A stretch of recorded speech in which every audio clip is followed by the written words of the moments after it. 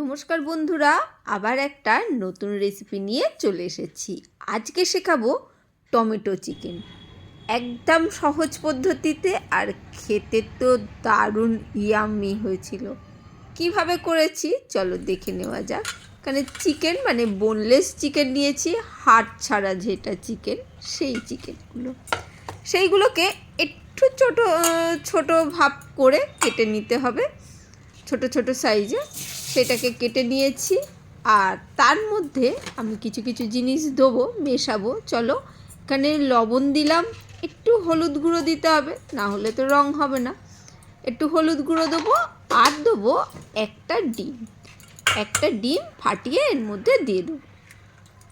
দিয়ে এর মধ্যে আর একটু কর্নফ্লাওয়ার দেবো। ময়দা যদি থাকে তোমরা ময়দাও দিতে পারো, একটু আন্দাজ করে বুঝে কর্নফ্লাওয়ারটা দিতে হবে। মানে খুব বেশি কোট হবে না, হালকা করেই কোট হবে, কিন্তু আবার খুব পাতলাও নয়। 2 চামচ মতন, মানে ছোটো চামচের 2 চামচ মতন কর্নফ্লাওয়ার দিয়ে মাখিয়ে নিয়েছি। গায়ে খুব বেশি মানে মোটা করে কোট পড়বে না, এই জিনিসটা কিন্তু খেয়াল রাখবে।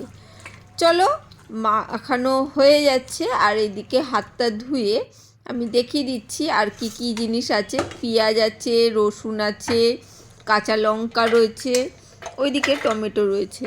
কিন্তু পেঁয়াজ, রসুন, কাঁচা লঙ্কা এগুলোকে আমি চপার মেশিনে একদম মিহি চপ করে নেব। তোমরা বটিতে কেটে নিতে পারো, ছুরিতেও কেটে নিতে পারো, আলাদা আলাদাও করতে পারো, একসাথে করে নিলেও কোনো অসুবিধে নেই। টমেটো দেখতেই পাচ্ছ, ওখানে আমি 2খানা বড় টমেটো নিয়েছি। সাদা তেল গরম করে চিকেনগুলো একটা একটা করে ভেজে তুলে নিতে হবে। যতক্ষণে ভেজে তুলছি ততক্ষণ যারা নতুন বন্ধু দেখছো তাড়াতাড়ি সাবস্ক্রাইবটা করে দাও। এই ধরনের নানা ধরনের চিকেনের রেসিপি কিন্তু আমার চ্যানেলে আছে, তোমরা দেখতে পারো। আর সহজ কঠিন নানা রকম রেসিপি চিকেনের আছে। চলো, আর পুরনো বন্ধুরা তো অবশ্যই লাইকটা, ভুলে গেলে লাইকটা করে দিও দেখতে দেখতে। তারপরে ভালো লাগলে একটা কমেন্টও করো মিষ্টি করে।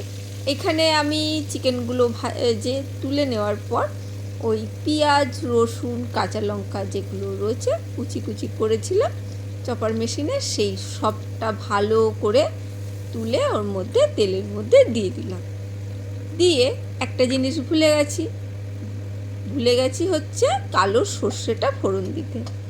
কালো সর্ষেটা সেই জন্যে সাইডে জায়গা ছিল, সেখানে দিয়ে দিয়েছি। একটু কালো সর্ষে ফোড়ন দিয়ে তারপরে পেঁয়াজ, রসুন, কাঁচা লঙ্কাটা দিলে খুব ভালো হয়। যদি আমার মতন ভুলে যাও তাহলে ওরকম সাইড দিয়ে দিলেও কোনো অসুবিধে নেই। তারপরে হালকা করে নাড়াচাড়া করেছি, বেশি নয়। হালকা একটু রঙটা বদলেছে তখনই আমি টমেটোটা দিয়ে দিয়েছি। মিডিয়াম ফ্লেমে টমেটোটাকেও ভাজতে হবে। এর মধ্যে একটু লবণ দিয়ে দিলাম, লবণটা একটু খেয়াল করে দিতে হবে, টমেটোটা নরম হওয়ার জন্যে লবণটা দিলাম। ওদিকে চিকেনেও মাখিয়েছি যখন, তখনও কিন্তু একটু লবণ দিয়েছিলাম, সেই আন্দাজটা কিন্তু মাথায় রাখবে। এখানে আমি একটু হলুদ গুঁড়ো, একটু কাশ্মীরি লঙ্কার গুঁড়ো দিয়ে দিলাম, বেশ লাল লাল হবে বলে। দিয়ে সুন্দরভাবে নাড়াচাড়া করে ভেজে নিচ্ছে টমেটোগুলো। এখানে আমি আরও কিছুটা টমেটো সস দেবো।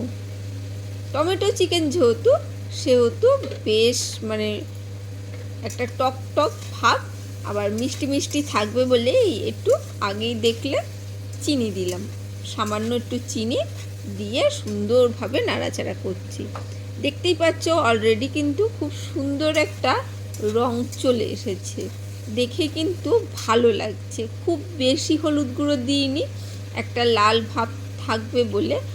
আর আমি ওই ছোটো বাটির 1 বাটি মতন টমেটো সস আমি দিয়ে দিলাম, দিয়ে ভালো করে নাড়াচাড়া করে নিচ্ছি। টমেটোগুলো কিন্তু বেশ গলে গেছে, বুঝতেই পারছো।